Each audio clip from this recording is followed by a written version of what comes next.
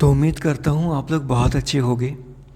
कई एग्ज़ाम्स हमारे ओवर हो चुके हैं और कुछ लोग के एग्ज़ाम्स एक्सपेक्टेशन के हिसाब से गए होंगे, पर कुछ लोग के एग्ज़ाम्स एक्सपेक्टेशन से बिल्कुल अपोजिट गए होंगे। तो जिन भी लोग के एग्ज़ाम्स एक्सपेक्टेशन से बिल्कुल अपोजिट गए हैं, मैं उनको सिर्फ यही बोल सकता हूँ कि बुरा लगता है, काफ़ी बुरा लगता है जब आप इतनी मेहनत करते हो पर रिज़ल्ट आपको एक्सपेक्टेशन से बिल्कुल अपोजिट मिलता है। पर सच्चाई यही है दोस्त कि ठहरने से मंजिल नहीं मिलने वाली हमें। अब ज़िंदगी एक सफ़र है तो चलते रहना पड़ेगा। तो इनकेस अगर आपके पिछले कुछ एग्ज़ाम्स बेकार गए हैं, चाहे वो आरबीआई ग्रेड भी हो या वो नाबार्ड ग्रेड हो या वो आईसीएसई ग्रेड हो या वो सेबी ग्रेड हो, then we are still left with one more regulatory body exam that is IRDAI grade A. पर साथ में मैं ये भी बोलूँगा कि वैकेंसी इतनी भी ज़्यादा नहीं है कि हम सिर्फ इसके भरोसे बैठे रहें। So in case if you are desperately looking for a job, तो मैं बोलूँगा do not neglect bank PO exam. आने वाले कुछ समय में हम एसबीआई पीओ और आईबीपीएस पीओ के मेंस की स्ट्रेटजी भी डिस्कस करने वाले हैं। थोड़ी सी अनऑर्थोडॉक्स स्ट्रेटजी रहेगी वो, but believe me it will definitely gonna help you in your mains.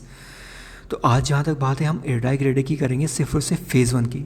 Phase 2 की बात करूँ तो मेरे फ़ेज़ 2 में 170 मार्क्स है, जो कि इतने अच्छे नंबर नहीं थे।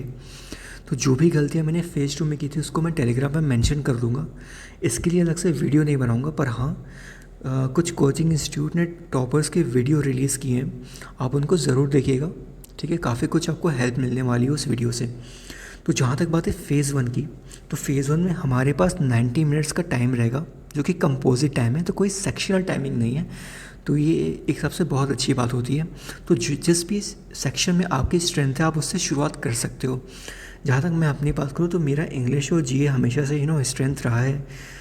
रीजनिंग और कौन थोड़ा सा कमज़ोर रहा है, तो मेरी कोशिश रहती है कि इंग्लिश और जीए में जितना नंबर उठा सको उतना उठा लो। और कई कई सारे एग्ज़ाम्स में काफ़ी हेल्पफुल भी रही है स्ट्रेटजी। पर आरबीआई ग्रेड बी में थोड़ा सा प्रॉब्लम हो गया, कोई इशू नहीं। खैर इस एग्ज़ाम्स की बात करें हम, अगर इंग्लिश सेक्शन की बात करते हैं तो इसका जो लेवल है वो बैंक पीओ प्री लेवल पर रहेगा। सो इन केस अगर आप आईपीएस पीओ का मॉक वॉक दे रहे हो और अगर आपके 25 मार्क्स के अराउंड आ रहे हैं इंग्लिश में, तो बिलीव मी आपके 30 मार्क्स से ऊपर आएंगे इरडाई ग्रेडे में, बहुत आराम से आ जाएंगे। और इन केस थोड़ी बहुत अगर आपके नंबर कम आ रहे हैं इंग्लिश में, मैं बोलूँगा कंप्रहेंशन में फोकस करिएगा, क्लोज टेस्ट पे फोकस करिएगा और फिलर्स पे फोकस करिएगा। ये कुछ ऐसे सेक्शन हैं जहाँ पे नंबर बहुत ही ईजिली गेन कर सकते हो आप, as compare to grammar section. ठीक है, सो इंग्लिश के लिए कुछ अलग करने की आपको ज़रूरत नहीं है। अब आते हैं जनरल अवेयरनेस पे। तो जनरल अवेयरनेस में मैंने ऑलरेडी एक वीडियो आरबीआई ग्रेड बी बनाया हुआ था। इस बार भी अगर मैं आरबीआई ग्रेड बी की बात करूँ फॉर शिफ्ट 1, अगेन जो मैंने स्ट्रेटजी बताई थी आपको last year, again it has work this time also. हाँ, शिफ्ट 2 में कुछ क्वेश्चंस आ गए थे, तो मैं नहीं बोल सकता कि वो स्टडी शिफ्ट 2 में काम करेगी, पर ठीक है, अगर शिफ्ट 2 में हम क्या ही कर सकते हैं हम। तो जहाँ तक बात है इरडाई ग्रेड ए की, सो मैं फिक्स रहूँगा उसी सेम रिसोर्सेज पे। आपको अफेयर्स क्लाउड फॉलो करना है, मंथली अफेयर्स क्लाउड फॉलो करिएगा। अगस्त, सितंबर, अक्टूबर एंटिल 10 नवंबर, इन तीनों का कोशिश करेगा मंथली अफेयर्स क्लाउड फॉलो करिए। और टिल 1 नवंबर से लेकर 10 नवंबर तक आप डेली अफेयर्स क्लाउड फॉलो कर सकते हो। मंथली मैं इसलिए बोल रहा हूँ क्योंकि मंथली अगर आप इसके करंट अफेयर मैगजीन देखोगे तो काफ़ी डिटेल वर्जन होते हैं, जो कि आज के हिसाब से मैं समझता हूँ काफ़ी हेल्पफुल है। ठीक है, तो कोशिश करिएगा इसको मंथली फॉलो करने की मैगज़ीन को।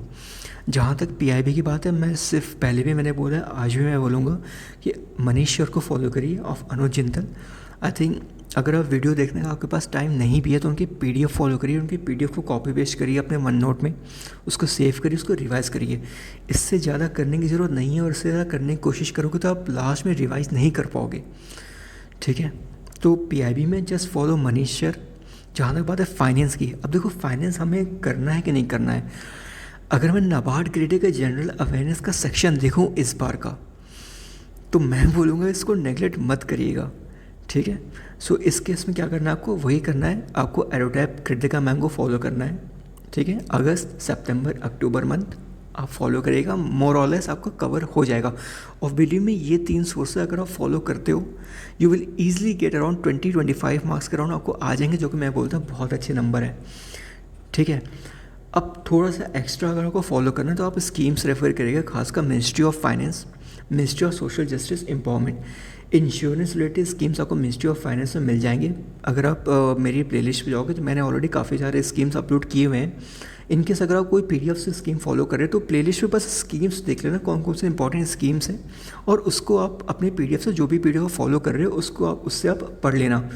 ठीक है, इंश्योरेंस की स्कीम मत छोड़िएगा, कोशिश करिए सारे इंश्योरेंस की स्कीम कवर करें। उसको वो आपको हेल्प फेज़ 2 में भी करने वाला है, क्योंकि अगर आप लास्ट ईयर पेपर देखोगे तो 2 से 3 स्कीम्स तो आपको मेंस में डायरेक्टली पूछा हुआ है।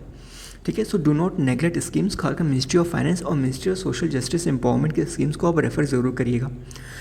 जहाँ तक बात है रिपोर्ट्स की, तो जो भी इंपॉर्टेंट इंटरनेशनल ऑर्गेनाइजेशन की रिपोर्ट्स हैं जैसे IMF का हो गया या वर्ल्ड बैंक हो गया, सो इसको फॉलो करिएगा।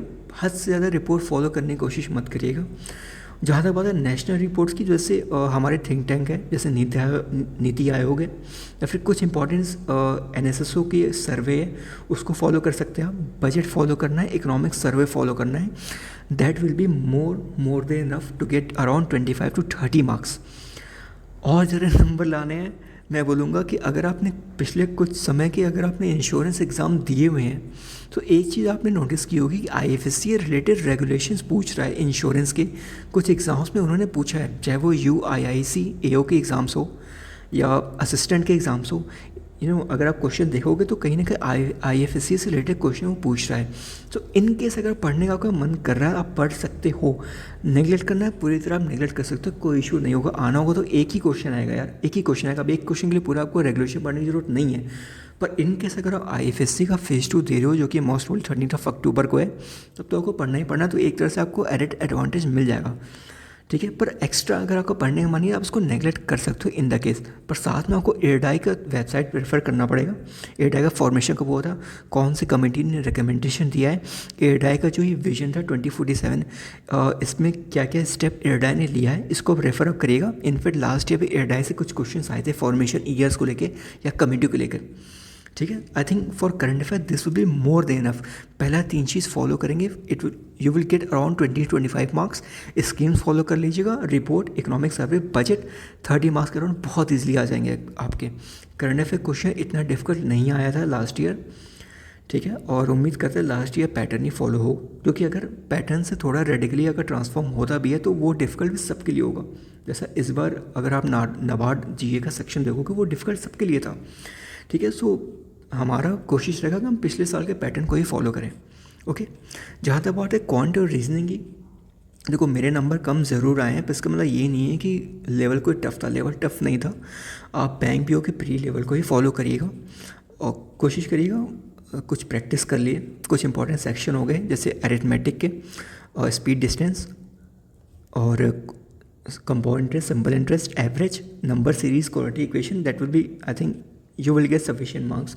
रीजनिंग नाबार्ड लेवल का इस बार जो नाबार्ड लेवल क्वेश्चन आया था वो उसी लेवल क्वेश्चन का प्रैक्टिस कर सकते हो, जो कि इजी था मैं समझता हूँ। एक तो क्वेश्चन में आपको कन्फ्यूजन हो सकता है, पर ओवरऑल मैं समझता हूँ कि नाबार्ड का जो क्वांट और रीजनिंग का पेपर था नियर अबाउट ईजी लेवल पे ही आया था। ठीक है, तो कुछ लोगों ने मुझे बोला था वीडियो बनाने के लिए, so I think this is it. बाकी फेज़ 2 मैंने क्या क्या गलतियाँ की थी उसको मैं आपको मेंशन कर दूंगा टेलीग्राम पे। टेलीग्राम आप लोग ग्रुप ज्वाइन कर लेना और टॉपर्स वीडियो ज़रूर रेफ़र करना, काफ़ी कुछ आपको सीखने को मिलेगा। ठीक है, बाकी पढ़ते रहिए, कभी ना कभी तो मौका, कभी ना कभी लक साथ देगा। तो ठीक है, फिर गुड नाइट।